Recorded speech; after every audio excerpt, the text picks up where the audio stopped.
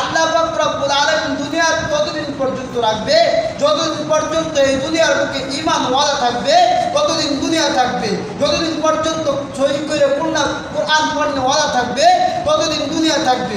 যতদিন পর্যন্ত সহিহ কোরআনের দ্বীনের দাওয়াত থাকবে, ততদিন পর্যন্ত দুনিয়া থাকবে।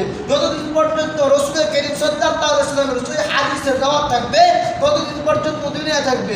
যতদিন পর্যন্ত আল্লাহ বলনে ওয়ালা থাকবে, ততদিন পর্যন্ত দুনিয়া থাকবে। যতদিন পর্যন্ত আল্লাহ বলনে ওয়ালার দাওয়াত থাকবে, ততদিন পর্যন্ত দুনিয়া থাকবে। যতদিন নামাজ থাকবে, ততদিন দুনিয়া থাকবে। যতদিন কোরআন সহিহ পড়নে ওয়ালা থাকবে, ততদিন দুনিয়া থাকবে।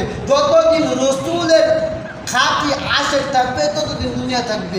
রাসূলের খাঁটি আশিক থাকবে না, দুনিয়া থাকবে না। কোরআন পড়নে ওয়ালা থাকবে না, দুনিয়া থাকবে না। নামাজ পড়নে ওয়ালা থাকবে না, দুনিয়া থাকবে না। কোরআনের দাওয়াত দেওয়ার ওয়ালা থাকবে না, দুনিয়া থাকবে না। কোরআনে কারীম তেলাওয়াতের মানুষ থাকবে না, দুনিয়া থাকবে না। মানে রাসূলের আদর্শ মানে ওয়ালা থাকবে না, দুনিয়া থাকবে না। অর্থাৎ আল্লাহ পাক রব্বুল আলামিন কিয়ামত পর্যন্ত দুনিয়া টিকে রাখবেন একমাত্র আলেমদের কারণে। আর এই আলেমরা কখন পর্যন্ত টিকে থাকবে?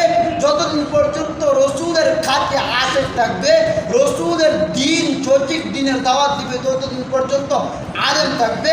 আর যতদিন পর্যন্ত আলেম থাকবে, ততদিন পর্যন্ত দুনিয়া থাকবে।